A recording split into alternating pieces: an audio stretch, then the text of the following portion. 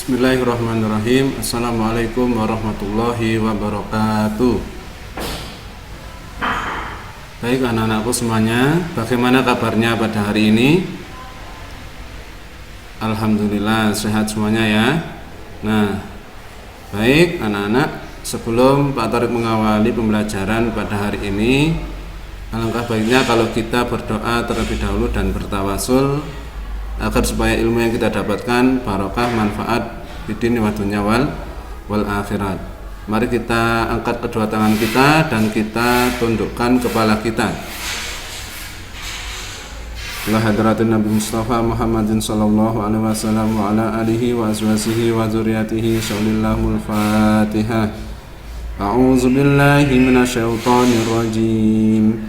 Bismillahirrahmanirrahim. Alhamdulillahi rabbil alamin. Ar-Rahmanir Rahim. Maliki yaumiddin. Iyyaka na'budu wa iyyaka nasta'in. Ihdinas siratal mustaqim. Siratal ladzina an'amta 'alaihim ghairil maghdubi 'alaihim waladdallin. Raditu billahi rabba wa bil islami dina wa bi Muhammadin nabiyyan wa rasula. Rabbi zidna ilma warzuqna fahma waj'alni min ibadika salihin. Amin amin ya rabbal alamin. Nah, anak-anak, pada hari ini Pak Tariq mau menyampaikan materi pelajaran SKI tentang pelajaran 5, yakni mengenai mengetahui masa remaja atau masa muda Nabi Muhammad sallallahu alaihi wasallam. Baik anak-anak, untuk itu Pak Tariq minta untuk selalu menyimak dan mendengarkan ya. Nah, yang pertama adalah bertemu Buhairah sang rohib ya. Jadi Rasulullah ketika masa remajanya atau masa mudanya pernah bertemu dengan sang rohib yang bernama adalah Buhairah. Bagaimana itu kisahnya? Nah, pasti anak-anak ya untuk selalu mendengarkan. Nah, ini Nabi Muhammad sejak kecil telah dididik dengan kehidupan keras. Semenjak kecil Nabi Muhammad diasuh oleh Halimah Sa'diyah hingga usia 4 tahun ya. Halimah Sa'diyah berasal dari Bani Sa'ad anak-anak. Nah, pada usia 8 tahun, di usia 8 tahun Nabi Muhammad diasuh oleh pamannya yakni Abu Thalib seperti kebanyakan masyarakat lainnya. Jadi budayanya orang Arab ya, ketika ada orang yang baru lahir itu adalah menitipkan ya anak yang baru lahir itu kepada orang lain, terutama wanita desa. Itu budayanya orang Arab. Kenapa anak-anak? Karena ya wanita desa itu satu dari kesukuannya masih asli, terus bahasanya masih murni. Itu anak-anak. Nah, Abu Thalib mencari nafkah dengan berternak domba dan berdagang. Untuk itu Nabi Muhammad membantu pamannya dalam mencari nafkah dengan rajin anak-anak. Jadi di usia 8 tahun ini Nabi Muhammad diasuh oleh pamannya yang bernama Abu Thalib. Nah, sebelum pamannya yakni Nabi Muhammad diasuh oleh kakeknya yang bernama adalah Abdul Muthalib. Nah, kakeknya mengasuh Nabi Muhammad ini dari usia 6 tahun sampai 8 tahun. Ya. Sebelum kakeknya Nabi Muhammad diasuh oleh ibundanya sendiri. Siapa namanya? Yakni Siti Aminah dari usia 4 tahun sampai 6 tahun. Nah, ketika usia 8 tahun ini anak-anak Nabi Muhammad diasuh oleh pamannya, yakni Abu Thalib. Nah, selanjutnya saat berusia 12 tahun anak-anak. Nah, pada usia 12 tahun Nabi Muhammad berkeinginan untuk ikut pamannya. Kemana? Untuk ikut pamannya ke negeri Syam untuk berdagang. Dengan berat hati pamannya mengizinkan Muhammad untuk ikut berdagang ke negeri Syam. Namun di tengah perjalanan Nabi Muhammad dan pamannya dihadang oleh pendeta yang bernama Buhairah agar supaya tidak melanjutkan perjalanannya ke negeri Syam. Ya, kenapa? Karena dikhawatirkan dikarenakan rasa khawatirnya pendeta tersebut terhadap keselamatan Nabi Muhammad. Nah, ketika usia 12 tahun anak-anak, Nabi Muhammad ya berkeinginan untuk ikut berdagang ke negeri Syam. Ya, tapi pamannya dengan berat hati mengizinkan Nabi Muhammad untuk ikut berdagang ke negeri Syam. Akan tetapi di tengah perjalanan ya, Nabi Muhammad bersama pamannya itu dihadang oleh pendeta yang bernama Buhairah. Pendeta tersebut menyarankan agar supaya ya lebih hati-hati ketika berdagang ke negeri Syam. Menyarankan kepada siapa? Kepada pamannya. Kenapa anak-anak? Karena pendeta tersebut tahu akan tanda-tanda kenabian Nabi Muhammad. Ya, ketika Nabi Muhammad berjalan ya selalu diiringi awan. Terus banyak pohon yang menunduknya. Nah, ini. Nah, karena pendeta tersebut tahu akan tanda-tanda kenabiannya Nabi Muhammad. Nah, pendeta tersebut menghadangnya dan menyarankan kepada pamannya agar lebih waspada dan hati-hati ketika berdagang ke Syam. Ya, akhirnya pamannya dan Nabi Muhammad dengan bergegas terus setelah selesai baru langsung pulang ke Mekah anak-anak. Kenapa? Rasa takutnya pamannya kepada Nabi Muhammad karena saran dari seorang pendeta tersebut yang bernama Buhairah. Nah, yang selanjutnya adalah anak-anak, yakni kehidupan remaja Nabi Muhammad dalam masyarakat jahiliyah. Nah, bagaimana kehidupannya Nabi Muhammad ya di saat usia remaja di dalam lingkungan masyarakat jahiliyah anak-anak. Nah, yang pertama, satu, menggembala kambing. Ya, kita tahu anak-anak dari kisah-kisah yang telah kita pelajari bahwasannya di usia remaja atau di usia mudanya Nabi Muhammad yakni pernah menggembala kambing, ya, bekerja menggembala kambing. Jadi kambing-kambing milik orang-orang Quraisy ya itu digembala oleh Nabi Muhammad agar supaya apa? Nabi Muhammad mendapatkan upah ya atau mendapatkan hasil dari menggembala kambing anak-anak. Nah, dari hasil menggembala kambing atau upah dari menggembala kambing tersebut, kemudian Nabi Muhammad bisa membantu pamannya ya secara ekonomi, bisa membantu atau meringankan beban pamannya anak-anak. Nah, itulah kehidupan di masa remajanya Nabi Muhammad anak-anak. Yakni pernah ya menggembala kambing ya untuk mendapatkan apa? Upah. Nah, kemudian upahnya dikasihkan kepada pamannya. Tujuannya apa? Tujuannya adalah agar supaya bisa meringankan beban ekonominya pamannya anak-anak.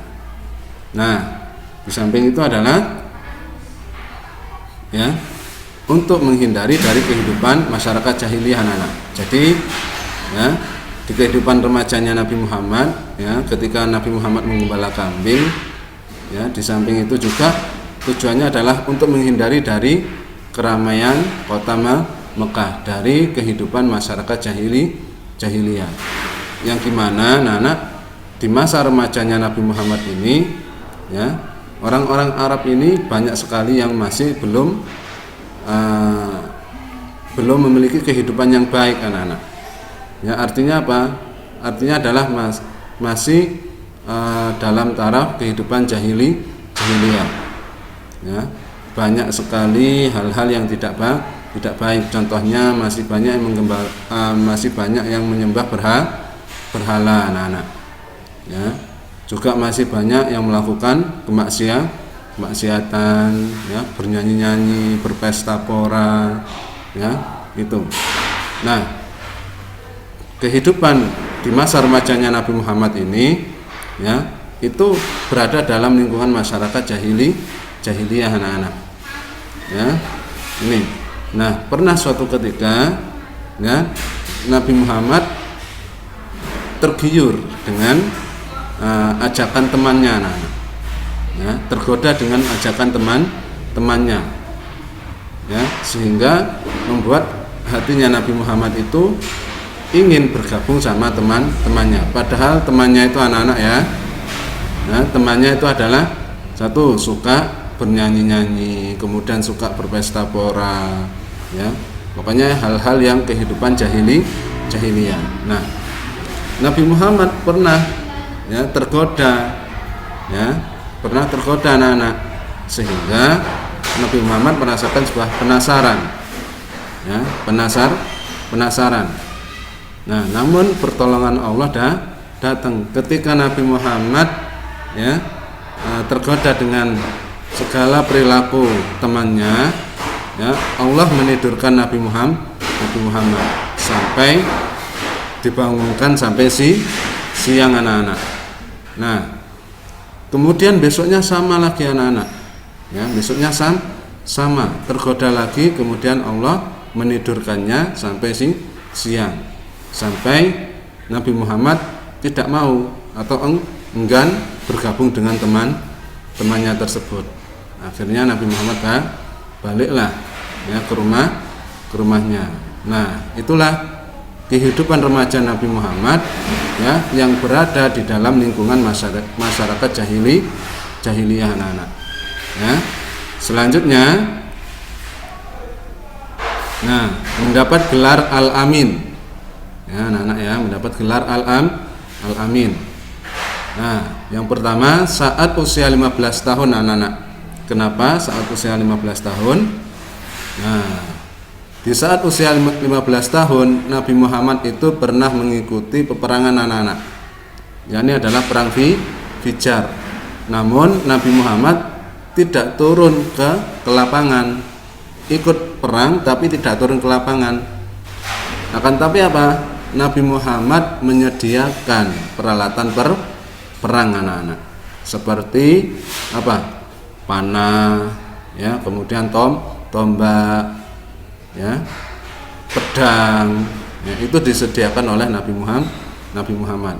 Jadi Nabi Muhammad ketika usia 15 tahun, ya, pernah mengikuti perang Fijar dengan apa? Menyediakan peralatan perang.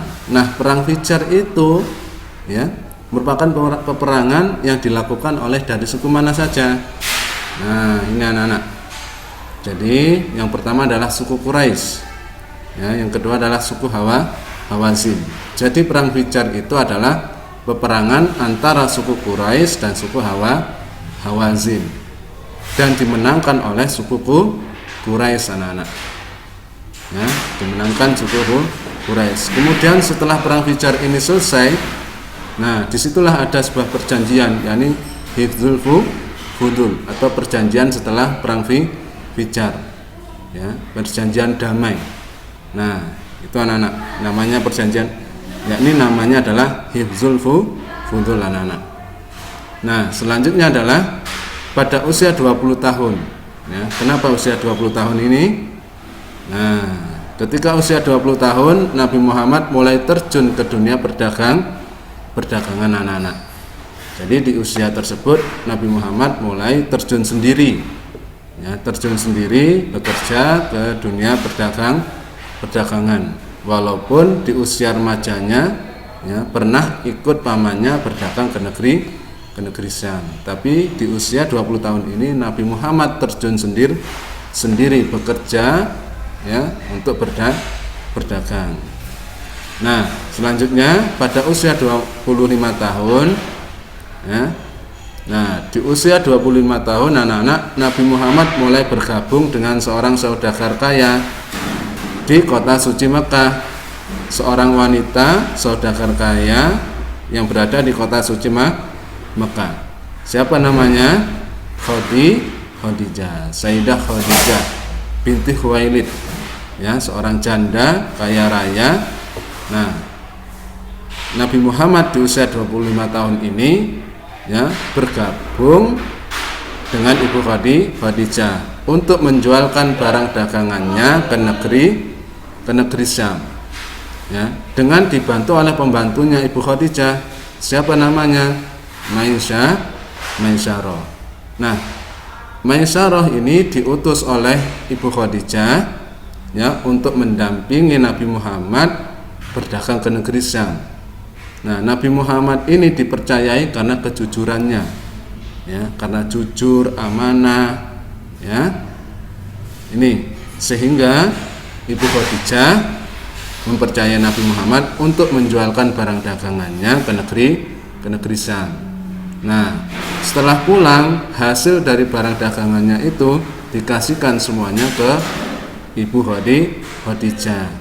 Ya, ini berbeda sekali sama orang-orang Quraisy selain Nabi Muhammad. Ya, ketika yang bawa barang dagangannya itu Nabi Muhammad, itu banyak sekali labanya daripada orang-orang Quraisy yang lain anak-anak. Nah, ini selanjutnya. Nah, terima kasih anak-anak semuanya ya. Untuk itu materi SKI anak-anak ya harus banyak membaca, terutama tentang sejarah kebudayaan Islam, tentang kisahnya Nabi Muhammad ya anak-anak ya.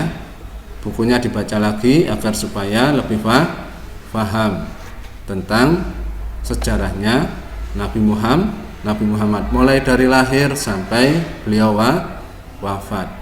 Nah, karena ini adalah kisah-kisah ya, satu yang penuh inspiratif, terus yang kedua merupakan kisah Islami, kisah Nabi kita Nabi Muhammad SAW,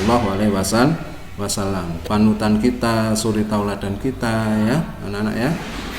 Dan jangan lupa selalu membaca sholawat, perbanyak membaca sholawat ya. Membaca sholawat itu pahalanya 10 kali lipat anak-anak ya. Baik anak-anak, Pak Tariq akhiri, cukup sekian, kurang lebihnya mohon maaf jika ada kesalahan dan kekurangan. Assalamualaikum warahmatullahi wabarakatuh.